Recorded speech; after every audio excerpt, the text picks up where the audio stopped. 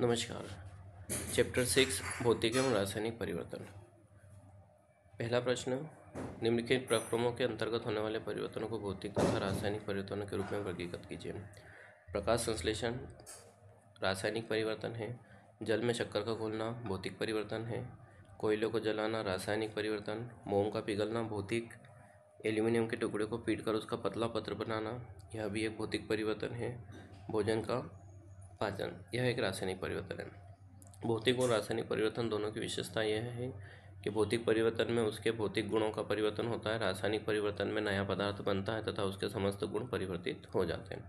तो इस प्रकार यहाँ पर प्रकाश संश्लेषण रासायनिक परिवर्तन, जल में शक्कर का घोलना भौतिक परिवर्तन, कोयले को जलाना रासायनिक परिवर्तन, मोम का पिघलना भौतिक परिवर्तन, एल्यूमिनियम के टुकड़े को पीटकर उसका पतला पत्र बनाना भौतिक परिवर्तन, भोजन को पाचन, यह एक रासायनिक परिवर्तन होगा।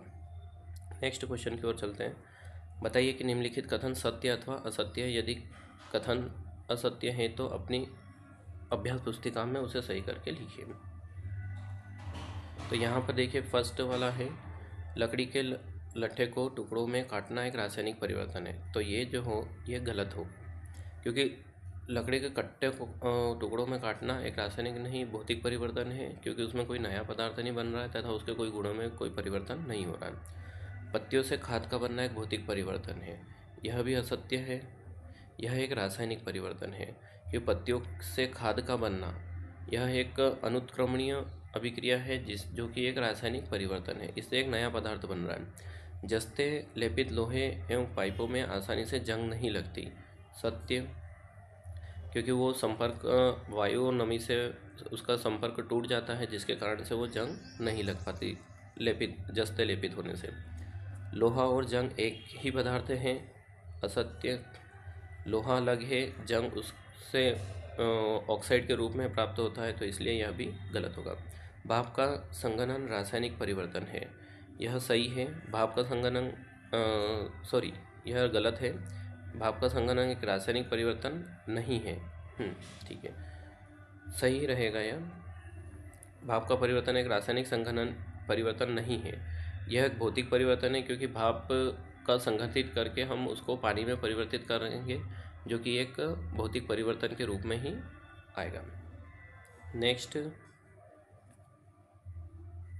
निम्नलिखित कथनों में रिक्त स्थानों की पूर्ति करिए। फर्स्ट, कार्बन डाइऑक्साइड को चूने के पानी में प्रवाहित किया जाता है तो यह कैल्शियम कार्बोनेट के बनने के कारण दूधिया हो जाता है। तो इसमें फर्स्ट फिलिंग द ब्लैंक्स में कैल्शियम कार्बोनेट। खाने के सोडे का रासायनिक नाम सोडियम हाइड्रोजन कार्बोनेट। ऐसी दो विधियाँ जिनके द्वारा लोहे को जंग लगने से बचाया जा सकता है, पेंट करना और गैल्वेनाइजेशन। ऐसे परिवर्तन भौतिक परिवर्तन कहलाते हैं जिसमें किसी पदार्थ के केवल भौतिक गुणों में परिवर्तन होता है, भौतिक परिवर्तन कहलाते हैं, जो कि आपको अभी बताया था मैंने। ऐसे परिवर्तन जिसमें नए पदार्थ बनते हैं उन्हें रासायनिक परिवर्तन कहते हैं। नेक्स्ट, ये सारे उत्तर आपके यहाँ, इनको पॉज करके वीडियो पॉज करके आप नोट कर सकते हैं। अगला क्वेश्चन, जब नींबू के रस में खाने का सोडा मिलाया जाता है तो बुलबुले बनते हैं और गैस निकलती है, यह किस प्रकार का परिवर्तन समझाइए। देखिए, यहाँ पर प्रश्न में ही आपका उत्तर छुपा हुआ है, जो बुलबुले बनते हैं और गैस निकलती है। तो हमने रासायनिक परिवर्तनों के लक्षण को हमने पढ़ा है कि जिसमें किसी नए पदार्थ का बनना, गैस का निकलना, ऊष्मा का निकलना, धुएँ का निकलना, ये सारे जो लक्षण होते हैं ये रासायनिक परिवर्तन का। यहाँ गैस निकल रही है, इसका मतलब यह है एक रासायनिक परिवर्तन है, और इसमें गैस जो निकल रही है वो कार्बन डाइऑक्साइड के रूप में निकलती है, अतः यह एक रासायनिक परिवर्तन होगा। नेक्स्ट क्वेश्चन, जब कोई मोमबत्ती जलती है तो भौतिक और रासायनिक परिवर्तन दोनों होते हैं। इन परिवर्तनों को पहचानिए। ऐसे ही किसी प्रक्रम का एक और उदाहरण दीजिए जिसमें भौतिक और रासायनिक परिवर्तन दोनों होते हैं। मोमबत्ती में आपको पता है भौतिक रासायनिक दोनों परिवर्तन होते हैं। मोम का पिघलना एक भौतिक परिवर्तन है, मोमबत्ती का जलना एक रासायनिक परिवर्तन है। मोम का जलकर गैस और ऊष्मा प्रकाश देना एक रासायनिक परिवर्तन है, और मोम का पिघलना और पिघले हुए मोम का वाष्प बनना यह एक भौतिक परिवर्तन होगा।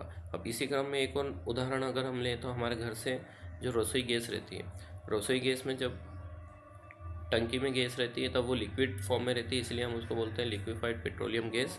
और जब वो बाहर आती है तो वो द्रव से गैस के रूप में कन्वर्ट हो जाती है, तो ये एक भौतिक परिवर्तन है।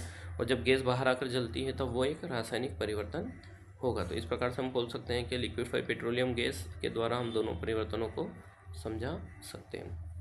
अगला क्वेश्चन है, आप कैसे दिखाएंगे कि दही का जमना एक रासायनिक परिवर्तन है। रासायनिक परिवर्तन की परिभाषा अगर हमने अच्छे से पढ़ी तो इसमें हम बता सकते हैं कि इसमें गुणों में परिवर्तन हो जाता है। दूध के गुण अलग होते हैं, दही के गुण अलग होते हैं। दही स्वाद, गंध एवं बनावट में अलग दिखाई देता है, इसलिए यह एक रासायनिक परिवर्तन है जो कि जीवाणु की क्रिया से दूध का दही बनता है। अगला क्वेश्चन, समझाइए कि लकड़ी के जलने और उसके छोटे टुकड़ों में काटने को दो भिन्न प्रकार के परिवर्तन क्यों माना जाता है। लकड़ी का जलना एक रासायनिक परिवर्तन है क्योंकि उसमें नया पदार्थ बन रहा है, धुआं, राख और कार्बन डाइऑक्साइड उत्पन्न होती है जो कि उनके लकड़ी के गुणों से बिल्कुल भिन्न होता है। और लकड़ी के छोटे छोटे टुकड़ों में काटना, उसमें कोई परिवर्तन नहीं होता है, वह एक भौतिक परिवर्तन का उदाहरण है। इसलिए हम कह सकते हैं कि लकड़ी को काटना और लकड़ी को जलाना दोनों अलग अलग प्रकार के, लकड़ी को काटना भौतिक परिवर्तन और लकड़ी को जलाना रासायनिक परिवर्तन होगा। नेक्स्ट, कॉपर सल्फेट के क्रिस्टल कैसे बनाए जाते हैं, इसका वर्णन कीजिए। इसका कुछ आपको पॉइंट नोट करना है। तनुसल्फ्यूरिक अम्ल आपको एक बीकर में लेना है, उसके अंदर पानी मिलाना है और फिर उसको धीरे धीरे गर्म करना है। जब वो उबलना आरंभ कर दे तो इसमें फिर आपको कॉपर सल्फेट का चूर्ण तब तक मिलाते रहना है जब तक कि वो गाढ़ा ना हो जाए और उसमें फिर घोलना और ज़्यादा संभव न हो। विलियम को फिर हम फिल्टर पेपर की सहायता से छान लेंगे। छान लेने के बाद में फिर उसको ठंडा होने देंगे। जब वो ठंडा हो जाएगा तो फिर हम उसमें ऑब्जर्व करेंगे, धीरे धीरे बीकर में उसके क्रिस्टल बनना प्रारंभ हो जाएंगे। इस प्रकार से हम तनुसल्फ्यूरिक अम्ल और कॉपर सल्फेट के चूर्ण की सहायता से क्रिस्टल प्राप्त कर सकते हैं। अगला क्वेश्चन, समझाइए कि लोहे के गेट को पेंट करने पर उसका जंग लगने से बचाव किस प्रकार से होता है। लोहे के पेंट को, जैसा कि हमने रासायनिक उसमें पढ़ा था, जंग लगने के लिए आवश्यक परिस्थितियाँ क्या होती है। जंग लगने के लिए आवश्यक परिस्थितियाँ होती है हवा और पानी या नमी। तो जब लोहे के गेट पर पेंट कर दिया जाता है तो वो इससे बचाव हो जाता है, एक लेयर बन जाती है जिसके कारण से हवा पानी उसके संपर्क में नहीं आ पाता, जिससे वो जंग लगने से बच जाता है। तो ऑक्सीजन एवं नमी की आवश्यकता होती है। लोहे के गेट पर पेंट करने से उसका बचाव इसलिए हो जाता है क्योंकि इसके पेंट करना संपर्क में नहीं आ सकते। नेक्स्ट क्वेश्चन, समझाइए कि रेगिस्तान क्षेत्रों की अपेक्षा समुद्री तटीय क्षेत्रों में लोहे की वस्तुओं में जंग अधिक क्यों लगती है। तो इसका सिंपल सा वही कारण है, लोहे पर जंग लगने के लिए नमी युक्त वायु को होना आवश्यक है। और हम सब जानते हैं कि रेगिस्तान में शुष्क वायु होती है जिसमें नमी की मात्रा बहुत ही कम होती है, और समुद्र तटीय इलाकों में नमी युक्त वायु होती है जिसमें नमी की मात्रा बहुत अधिक रहती है। वाटर वेपर जो वाष्प के रूप में हवा में घुली हुई रहती है, जिसके कारण से रेगिस्तान की वायु शुष्क होती है और वहाँ पर जंग नहीं लगती है या उसकी दर कम होती है। तो यहाँ पर जंग लगने की दर कम हो जाती है, वहीं समुद्री तटीय क्षेत्रों पर जंग लगने की दर अधिक होती है। नेक्स्ट क्वेश्चन, रसोई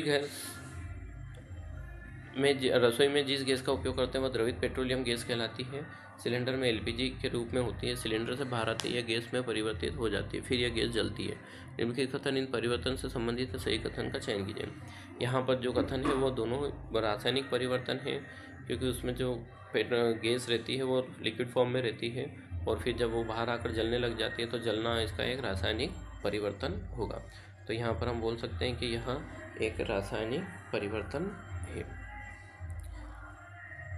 धन्यवाद सभी विद्यार्थियों को, बेस्ट ऑफ लक।